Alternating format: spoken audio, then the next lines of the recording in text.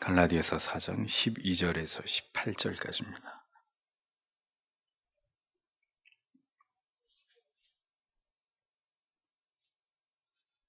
갈라디아서 4장 12절에서 18절 같이 읽겠습니다. 형제들아, 내가 너희와 같이 되었은즉 너희도 나와 같이 되기를 구하노라. 너희가 내게 해롭게 하지 아니하였느니라. 내가 처음에 육체의 약함을 인하여 너희에게 복음을 전한 것을 너희가 아는 바라.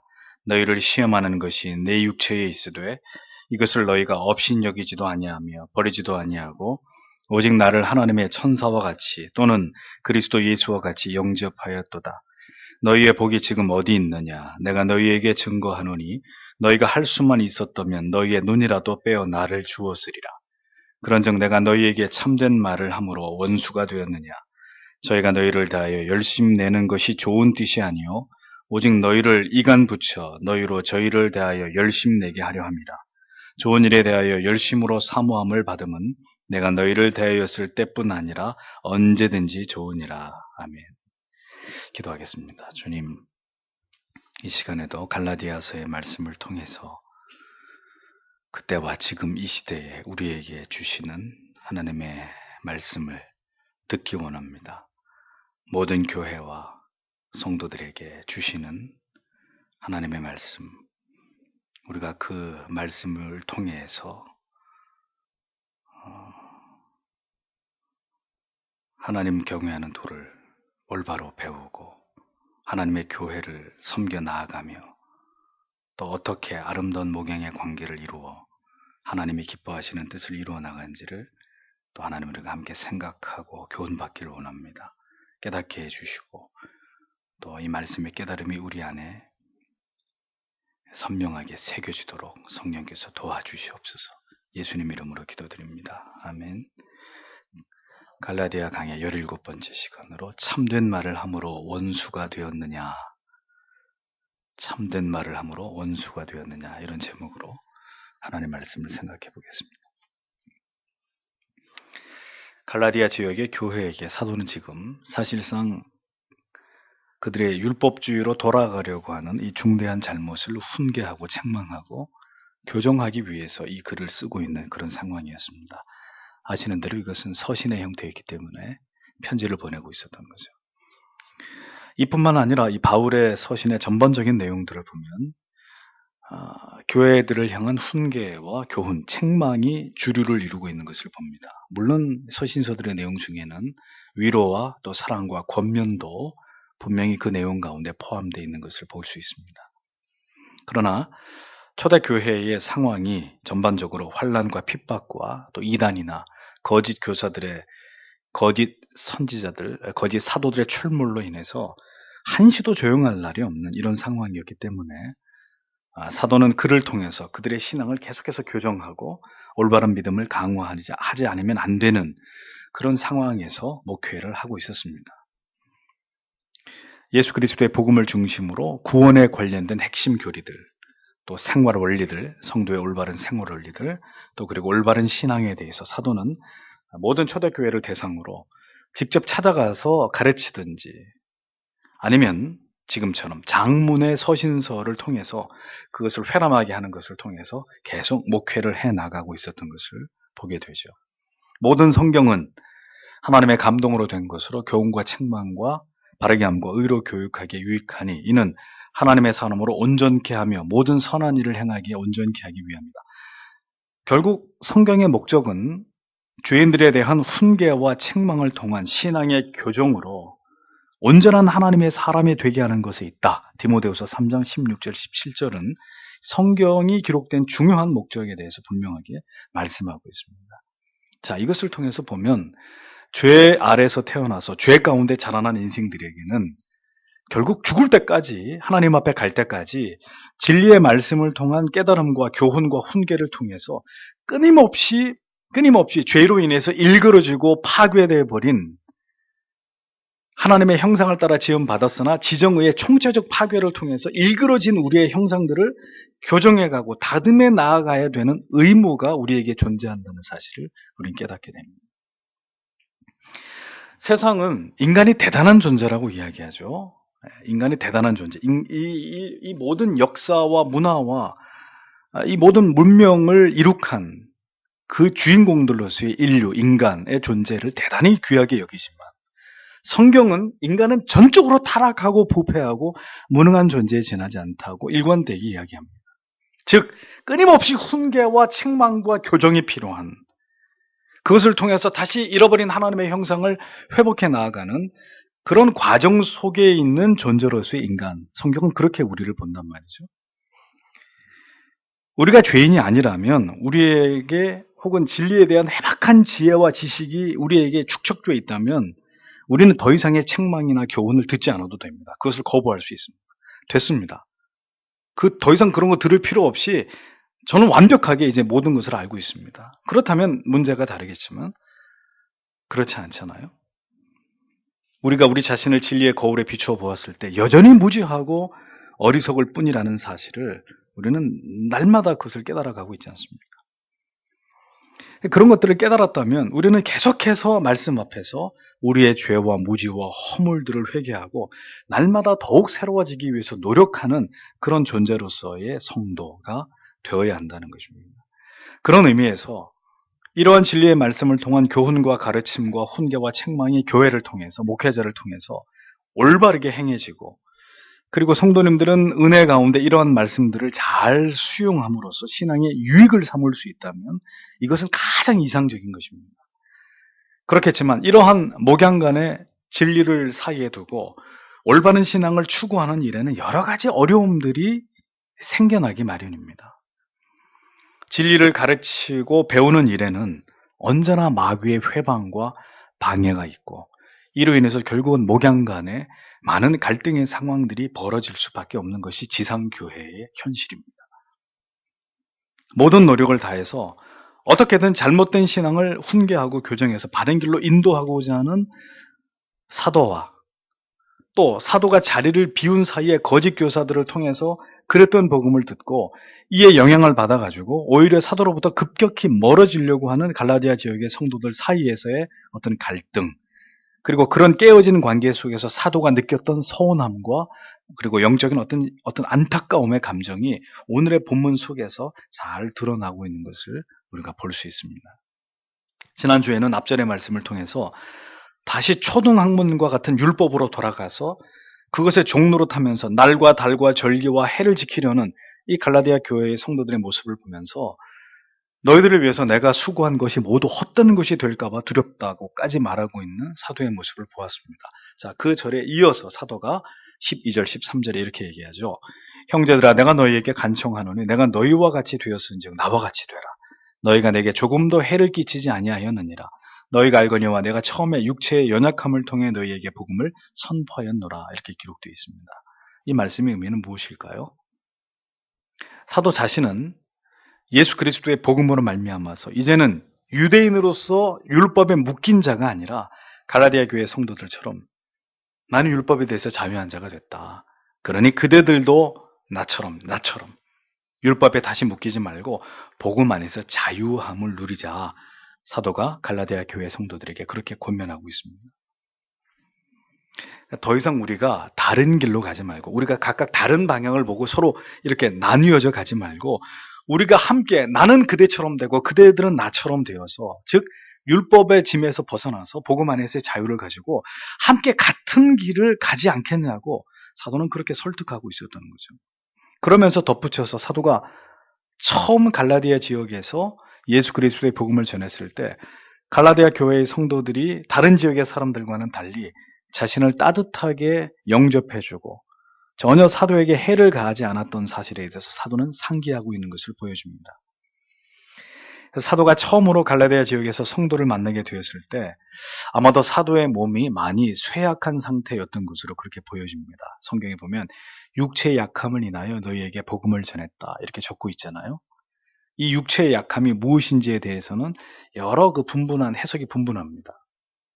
혹자는 말라리아, 모기로 말미암은 이 질병인 사도 바울이 말라리아로 인해서 굉장히 고생을 당하고 있었을 것이다 이렇게 추측하기도 하고, 혹자는 혹독한 육체적인 박해로 인해서 신체적인 쇠약, 상태로 바울이 갈라디아에서 복음을 전한 것이 아니냐 이렇게 보는 견해도 있고, 또 사도의 고질적인 질병이었던 간질이라고 보는 견해도 있고, 또 15절에 너희의 눈이라도 빼어 나를 주었으리라 하는 구절을 미루어서, 그러니까 사도 바울의 그 육신의 가시라고 하는 질병이 무엇일까? 많은 신학자들이 연구를 했는데 대체적으로 둘 중에 하나였을 것이다 이렇게 보거든요. 하나는 간질, 하나는 백내장. 그래서 15절에 너희의 눈이라도 빼서 나에게 주었을 것이다. 이 구절로 추측해 볼 때 극심한 어떤 눈에 관련된 어떤 질병이 아니었을까 추측하기도 합니다. 사도는 실제로 눈이 좋지 않았죠. 그래서 사도가 보낸 서신서의 대부분은 다 대피를 한 것이었습니다. 네. 이러한 추측들 가운데 어떤 것이 가장 신빙성이 있는지는 명확하게 알 수 없지만 분명한 한 가지는 그가 갈라디아에 도착해서 복음을 전할 당시에 심히 사도의 몸의 상태가 좋지 않은 가운데 있었다는 사실입니다.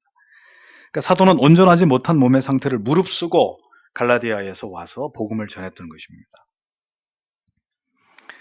사역자가 몸이 아프다는 것은 여러 차원에서 성도의 입장에서 부담스러운 일이 될 수 있죠.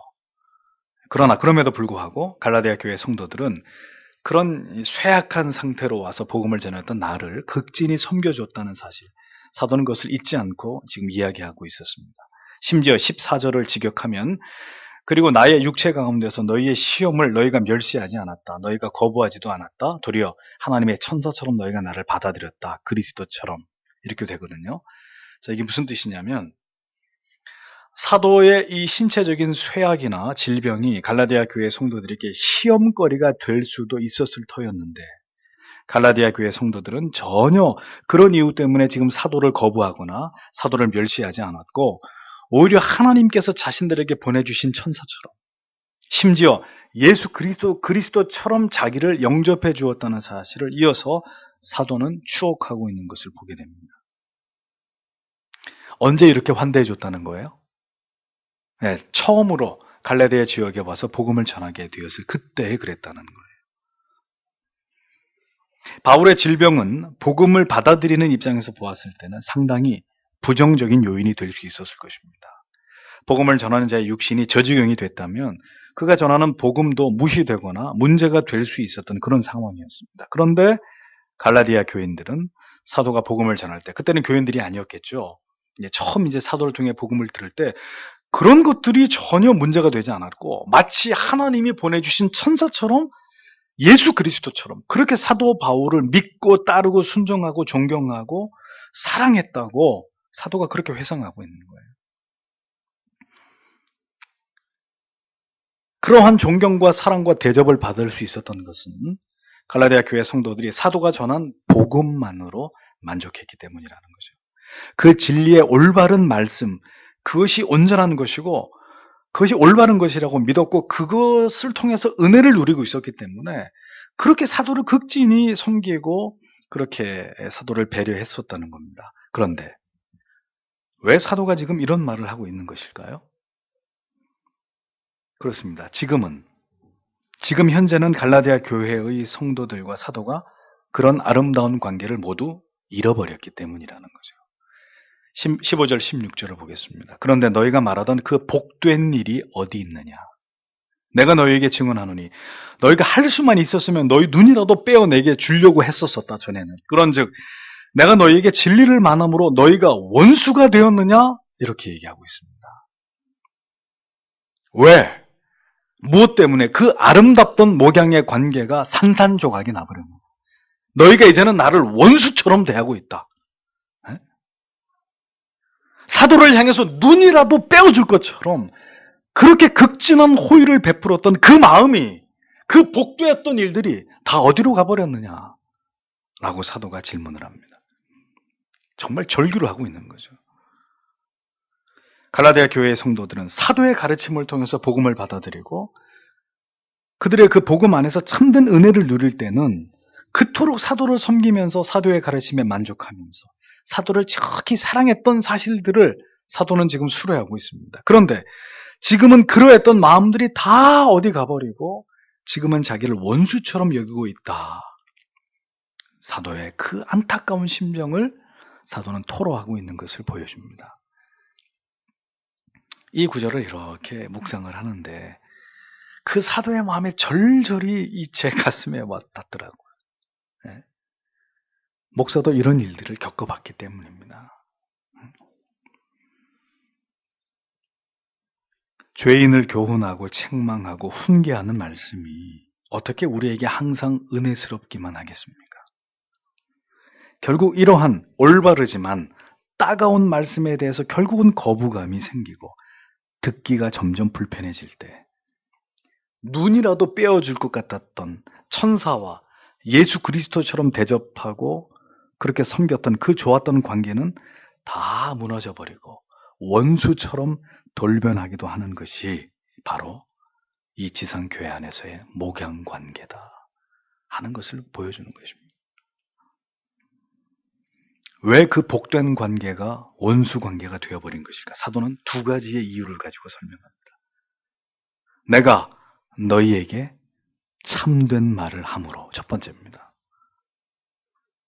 참된 말, 알레디오라는 단어는 진리를 말하다 이런 의미입니다. 흠정역에서는 내가 너희에게 참된 진리를 말했기 때문이다 라는 거죠.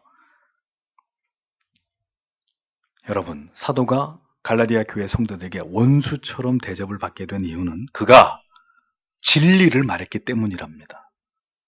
이해가 되십니까? 이 역설을, 이 모순이 여러분 이해가 되십니까? 아니, 진리를 말했으면 참 훌륭한 사도입니다. 그게 우리가 생각할 땐 정상인데 진리를 말했더니, 계속해서 바른 진리를 얘기했더니 이제 너희가 나를 원수시하는구나. 가슴이 미어지는 일이 아닐 수 없습니다. 진리를 말했을 뿐인데, 예수께서도 내가 메시아다, 복음을 말했을 뿐인데 저놈을 잡아 죽여라. 사도도 복음을 말했을 뿐인데 참된 복음을, 율법주의는 구원의 길이 아니고 예수 그리스도를 믿는 믿음, 그것이 참된 구원의 길이라고 그것을 이야기하고 또 얘기했을 뿐인데 결과는 원수지간이 됐다. 진리를, 진실을 외치고 올바른 개혁을 펼쳐나가면 교회와 교인들의 원수가 되어버리고 하루아침에 목회자가 교회에서 쫓겨나가게 되는 이런 고통은 비단 20대의 문제만은 아니었다는 것을 알 수 있는 거죠. 참된 진리를 전하는 훈계와 책망과 교훈이 외면받았던 것은 그때나 지금이나 크게 다르지 않다는 것입니다. 역설적이게도 이러한 진리의 말씀이 너무너무 위로가 되는 거예요. 그래서 제가 이 설교를 준비하다가 한 목사님이 생각이 나서 그 목사님한테 글을 보냈어요. 그 목사님을 비롯한 우리 목회자들에게 이렇게 바른 진리를 전하다가 수모를 당하고 있는 목회자들이 생각이 나서 힘내시라고. 왜 올바른 진리를 전할 때 목양간에 이런 안타까운 일이 벌어질 수밖에 없는 것일까요? 두 번째 이유는 이렇게 올바른 진리를 전하고 가르치기 위해서 애쓰는 가운데 조금이라도 틈이 벌어지게 되면 가만히 몰래 들어와서 양들을 미혹하는 이리떼들이 있기 때문이라는 겁니다. 목양간을 이간하고 회방하는 악한 세력이 존재하기 때문이다라는 거죠. 17절을 보십시오. 그들이 너희를 열심히 사모하나 좋지 아니하니라.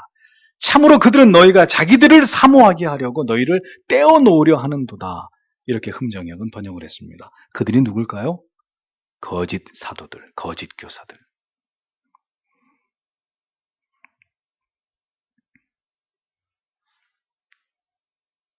사도에게 줄곧 들었던 예수 그리스도의 복음보다도 거짓 교사들의 유혹하는, 다시 율법으로 돌아가자고 회유하는 이 거짓 교사들의 말에 갈라디아 교회 성도들이 마음이 움직이기 시작한 거예요. 늘 듣던 바른 진리에 대해서는 이제 식상하고, 에이 또 그 소리, 전혀 다른 복음, 전혀, 예를 들어서 얘기하는 거죠. 그들에게는 뭐 복음, 율법이 다 전혀 다른 복음이 아니었겠지만 우리에게 예를 들면 전혀 들어보지 못한 복음. 그래서 믿을만하고 굉장히 듣기 좋고 그것이 어쩌면 더 맞는 것처럼 보이는. 그래서 여러분, 굉장히 그 히브리어와 헬라어로 탁월하게 그 성경을 풀어서 설교하면서 물론 그 언어적인 풀이도 굉장히 잘못된 게 많지만 굉장히 이제까지 들어보지 못한 알레고리즘적인 해석, 풍유적인 해석을 가지고 탁월한 그 달변을 설교하던 목회자가 있었습니다. 결국 자살했지만. 예? 얼마나 많은 성도들이 그런 설교에 미혹돼가지고 지금 그 목사가 죽었는데도 제가 언젠가도 얘기했잖아요. VCR로 예배드린다고요. 그게 정상입니까? 뭔가 새로운 이야기, 이제 듣도 보도 못한 성경을 어떻게 저렇게 해석할 수 있을까? 그게 처음 듣는 얘기니까 빨려 들어가는 거예요. 그게 다 맞는 얘기처럼 보이는 거죠. 자기들이 할 수 있을 것처럼 보이는 그 율법주의의 신앙으로 다시 갈라디아 교인들이 빠르게 돌아가고 있었다. 마음을 다시 거기에 빼앗겨 버렸다는 겁니다. 거짓 교사들이 과연 갈라디아 교회의 성도들의 영혼을 위해서 그런 거짓 복음을 전했겠습니까? 천만에죠. 바울이 얘기합니다. 그들은 갈라디아 교회 성도들을 미혹해서 다시 율법주의로 돌아가게 한 다음에 자기들을 섬기도록 하기 위해서 그들을 회유했고 그들과 나 사이를 이간시킨 것이다. 사도가 정확하게 얘기하고 있어요. 그들의 악한 열심은 결국 거짓 교사들인 자신들에게 열심을 내도록 해서 대접을 받고 섬김을 받고자 하기 위함이고 그것 때문에 목양간을 이간시킨 것이다. 사도는 분명하게 주장합니다. 여러분 잘 잊지 마십시오. 참된 복음은 예수 그리스도를 쫓아가게 하고 진리를 따라가게 하지만 거짓 복음은 사람을 쫓아가게 합니다. 결국 그 사람에게 매이게 만들어버립니다. 거짓된 복음을 전하는 거짓된 영적인 지도자는 결국 교인들을 모두 자기에게 매이도록 하고 자기들에게 충성하도록 만듭니다. 모든 사이비 이단의 교주들이나 혹은 불건전한 복음을 전하는 대형교회 목회자들의 공통점을 보십시오. 모두 자기의 말에 절대 복종하게 만드는 두날개가 그런 거예요. 무조건 목사 말에 절대적으로 복종하는 그런 꼭두각시들 만드는 게 두날개예요.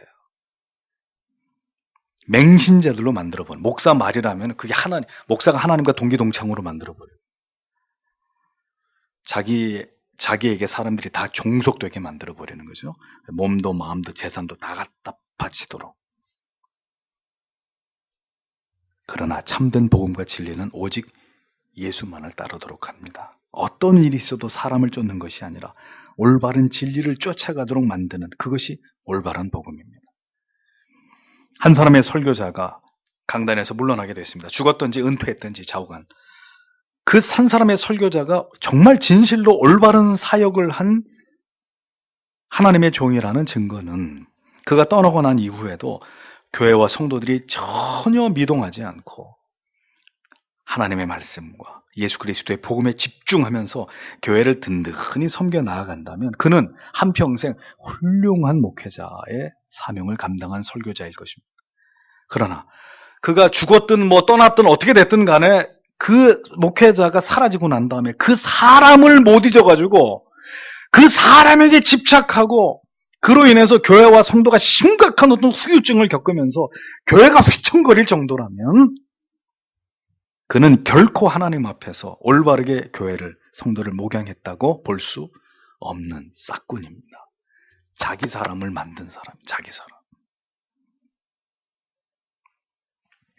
18절을 보면 그러나 좋은 일로 열심히 사모함을 받는 것은 내가 너희와 함께 있을 때뿐 아니라 언제라도 좋으리라 이렇게 말합니다. 거짓 교사들이나 거짓 사도들이 열심을 내는 이유가 자신이 예수 그리스도의 복음을 전하기 위해서 열심을 냈던 것처럼 올바른 가치를 위한 열심이라면 좋겠지만 지금처럼 자신과 성도들을 이간하고 원수로 만들어버리고 거짓 교사들인 그들을 따르게 하기 위한 그런 열심이라면 그것은 사도가 용납할 수 없는 일이라는 거죠. 그리고 이 얘기를 하는 이유는 분별하라는 거예요. 분별하라는 거예요. 지금 너희들에게 그런 거짓된 복음을 전하는 이 거짓 사도들은 전부 다 자기의 유익을 위해서 너희를 이용하고 있는 것일 뿐이다. 그들의 열심은 헛된 열심이다. 내가 했던 것처럼 복음을 위한 순수한 열심이 아니라 뭔가 그 속에 더러운 저희가 있는 사악한 것이다. 분별하라고 사도가 이 얘기를 하고 있는 것입니다. 그 거짓된 열심에 미혹되지 말라고 사도는 갈라디아 교회 성도들에게 촉구하고 있었던 것을 보여줍니다. 지금도 거짓 복음을 전하는 자들은 은연중에 이와 같은 악한 짓을 행하고 있는 사람들입니다. 거짓된 복음을 통해서 참된 복음을 전하는 목회자들의 가치를 하락시키고 비웃게 만듭니다. 여러분 아실 거예요. 신사도주의 쪽에서 우리 같은 목사를 뭐라고 얘기하세요? 저 지식의 영을 받아가지고, 에? 지식의, 뭔지 모르겠는데 그거 줬으면 좋겠어요. 지식의 영을 받아가지고 방언도 모르고, 이 성령의 이런 역사도 모르고, 전부 다 꼴통들이라고. 저쪽에 있는 사람들 우리 그렇게 얘기해요. 올바른 진리나 교리의 가치들을 완전히 무시해버리고, 정확하게 구원이 뭔지 죄가 뭔지를 얘기하고 올바른 구원과 신앙을 가르치는 이런 것들은 다 율법주의고 다 지식주의고 이렇게 매도해버리죠. 간단하게 그냥 날려버리는 거예요. 얼핏 들으면 저쪽에 있는 사람들이 이야기하는 것도 성경적인 게 있어요. 어떤 얘기는 굉장히 맞는 얘기처럼 들려요.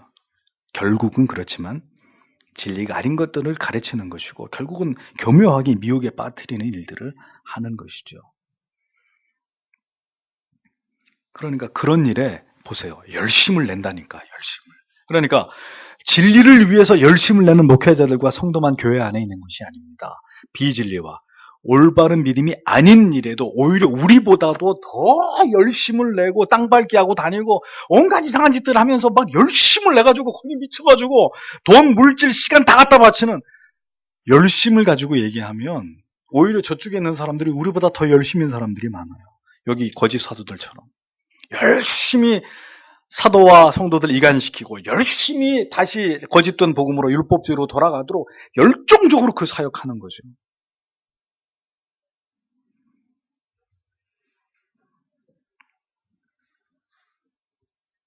두려운 일입니다. 자신이 어떤 일에 열심을 내고 있고 그 일이 과연 열심을 낼 만한 가치가 있는 일인지 전혀 분별하지 못한 채로 오늘도 참된 신앙이 아닌 그저 종교성에 심취해서 종교적인 열심을 내면서 그것에서 막 즐거움과 어떤 쾌락을, 어떤 희열을 맛보면서 막 그렇게 달려가는 사람들 많이 있단 말입니다. 분명히 말씀드립니다. 참된 진리에 대한 열심이 아니면 의미 없는 것입니다. 진리를 회방하는 일에 대한 열심은 그 열심을 내면 낼수록 진리가 아닌 것에 대해서 열심을 내면 낼수록 막 이렇게 하고 찬양을 하든지 뭘 어떻게 뭐 눈물을 한 바가지를 쏟으면서 찬양을 하든지 뭐 떼굴떼굴 구르든지 그걸 하면 할수록 죄를 짓는 거예요. 아이 뭐 그럴 수도 있지 않습니까? 뭐 그렇게 예배드리는 사람, 그렇게 찬양하는 사람도 있고 우리는 의리대로 잘하면 되지. 그게 아니라 그들이 그런 헛된 일에 성경에 말씀하고 있지 않은 방식으로 하나님을 예배하든 기도를 하든 찬양을 하든 뭘 하든 선교를 하든 그렇게 하면 할수록 죄를 짓는 거예요. 가만히 있으면 차라리 안 한만 못하는, 열심히 하는 건 안 한만, 그냥 차라리 가만히 있으면은 더 죄를 짓는 건 아닌데, 그런 것에 열심을 내서 뭘 하면 할수록 점점 더 죄를 짓는 것입니다. 그때나 지금이나 이렇게 목양 간의 관계가 깨어지는 일은 마귀가 노리는 것이고, 올바른 진리가 전파되는 것을 회방하는 것은 마귀의 관계라는 것을 잊지 마십시오. 지금도 여전히 마귀는 말씀을 전하고 듣는 이 관계 속에서 역사합니다. 그래서 듣지 못하도록, 실증나도록, 권태를 느끼도록, 문득 말씀이 듣기 싫어지고 좀 더 새로운 거 없나? 뭐 좀 새로운 거, 좀 듣지 못한 게 좀 듣고 싶네. 먹지 못한 거 좀 오늘은 먹고 싶네. 네, 이렇게 여기게 만들어요, 자꾸. 뭔가 새로운 거, 교회가 뭔가 자꾸 새로운 걸, 그게 인간의 죄성이니까. 옛날 것은 좀 그렇게 해보면 다 버려버리고, 좀 전혀 다른 데서 시도하지 않았던, 좀 신비스럽고, 좀 뭔가 그럴듯한 이 시대의 정신과 어울리고, 좀 세련된 이런 거. 그게 마귀의 역사예요.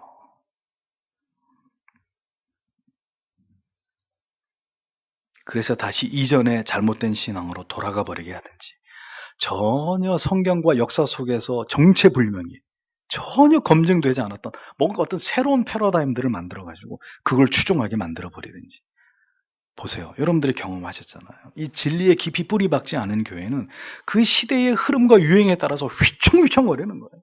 이 바람에 저 바람에 막 춤을 추는 거죠. 성령에 의해서 역사되는 것이 아니라 마귀가 만들어낸 그 바람을 타고 날아다니는 거예요. 휘청휘청거리는 거예요. 이전에 듣던 그 부드러운 복음이 그립고 그 축복과 위로의 메시지가 그리워지도록 옛날에 부르던 그 신바람 나는 복음송이 너무너무 부르고 싶어지도록. 아직도 그런 분 계십니까?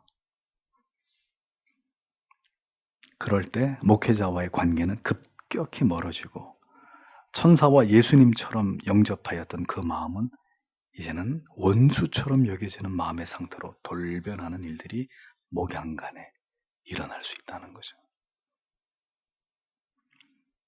그렇게 해서 떠나버린, 잃어버린 영혼들이 생긴다면 목회자에게 그리고 주님의 마음에 얼마나 큰 아픔이 되겠습니까? 돌아가 버린 성도들, 바른 믿음을 찾아서 왔다고 이런저런 이유로 인해서 그렇게 왔다가 다시 다 원래로 그릇된 신앙으로 돌아가 버린 지체들, 그들의 영혼을 생각하면 참 아프고 안타까운 마음을 금할 수가 없습니다. 이런 뒤로 물러감이 있어서는 안 될 것이죠. 바울은 그 얘기를 갈라디아 교회 성도들에게 하고 있었던 것입니다. 마귀의 회방을 주의해라. 진리의 말씀이 듣기 싫어지는 권태와 실증을 경계하라. 언제나 목회자와 영적으로 진리 안에서 서로 통하고 막힘이 없게 하라. 함께 진리 안에서 목사와 성도가 더불어 자라가기 위해서 노력하셔야 합니다. 함께 한 방향을 보고 힘써 가셔야 합니다. 그럴 때 이 사이와 간격이 벌어지지 않겠죠. 사도가 갈라디아 교회와 잠시 떨어져 있었을 뿐이었는데 이 사단이 나버린 거예요. 거짓 교사들이 들어와서. 참으로 우리의 신앙이 하나님과 교회와 말씀 중심에서 멀어지지 않도록 언제나 긴장하셔야 합니다. 마귀는 틈만 벌어지면 비집고 들어와서 기어코 목양관의 성도 간의 관계를 무너뜨리려고 하는 존재입니다. 다른 복음에, 다른 목회자의 말에 휘둘리지 마십시오. 목사가 인정하는 목회자라면 괜찮은데 저에게 말씀하지 않은 다른 목회자에 가서 귀 기울이고 설교 듣고 큰일 납니다. 제가 인정하지 않은 이상한 책 보시면서 은혜 받았다고 검사 받으세요. 그건 제가 잘나서가 아니라 제가 여러분들을 책임져야 될, 여러분들의 영혼을 책임져야 될 제가 의사이기 때문에 여러분들의 문제는 제가 해결해야 되는 거예요. 그러니까 저한테 어떤 책을 읽고 있습니다. 어떤 설교를 들어봤더니 어떻습니다. 얘기하세요. 숨기지 마시고. 그게 우리가 피차간에 하나님의 뜻을 지켜갈 수 있는 방법입니다. 다른 목사들의 말에 휘둘리거나 흔들리지 마시고 각별히 유의하시고 진리를 따라서 바른 복음을 따라서 그리고 이 복되고 아름다운 관계를 아름답게 지켜나가는 저희 모두가 되어야 하겠습니다. 기도하겠습니다.